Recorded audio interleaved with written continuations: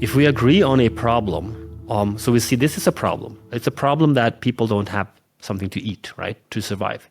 If that is a problem, then our task is to make that problem a little bit better, right? It's progress. And I think this is, instead of looking for a solution to everything, a finite solution, it's about saying, how can we make things that we defined as a humanities, that we define as a problem, how can we make them better? And I think that is where technology is a huge advantage and a powerful thing that we can use to say that if we are very good at describing the problems, then I think we can make it better. What I think we're not very good at is a holistic understanding of the problems. I always use the example of flying, right? So I think flying is really important because it's much more efficient than traveling on the ground. I think it's important that we talk to each other in a physical space to get along. With all the weapons and all the tension, I think we would be traveling like crazy to sit down and talk and try to get along. If you put people in a room, they don't usually kill each other, right? So it's a misunderstanding of communication, not seeing each other.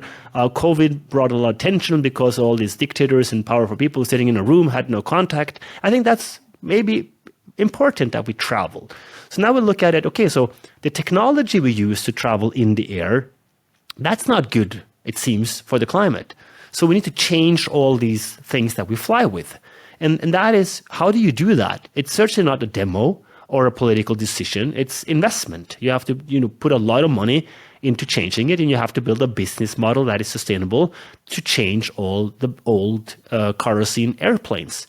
And who will do that? It has to be someone with a lot of money, and they have to have an incentive, I think. I think they have to have a business model. So if Jeff Bezos say, well, I have 100 billion, now I can have 1 trillion if I buy the Star Alliance and change all these things that have self-sustainable, energetic entities where I can stream and do all this other stuff and I make a lot of money.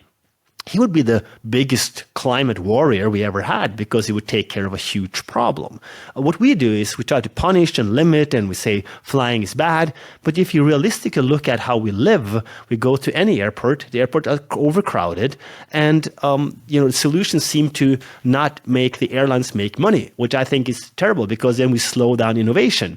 And if you look at the world's population, you take a region like Africa, has today 1.5 billion people, will grow towards 4 billion people, unless the rich, prosperous regions say we're going to let them all die, which I think is not a scenario. So that means that with this 4 billion people, at least maybe 400 million would like to fly once a year. 10% seems like a reasonable number to be with some kind of middle class.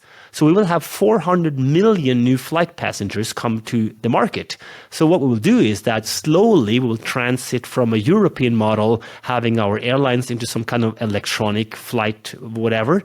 And then we take the old ones, take off the logos of Lufthansa and Swiss and what have you not, and you ship them and you found new airlines and build an airport aviation economy in these regions. That's typically how we did it with cars and all the industries.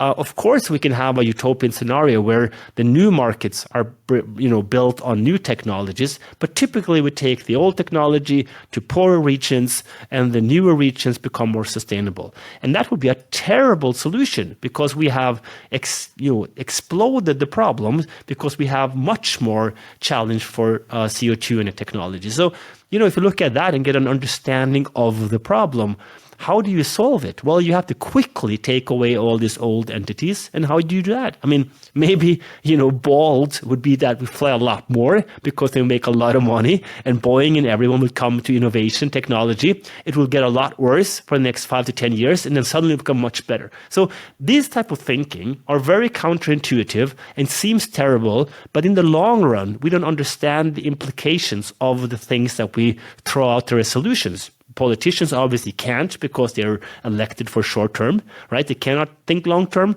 And it seems to me that we are so tied up in solutions that we don't really reflect on the problem.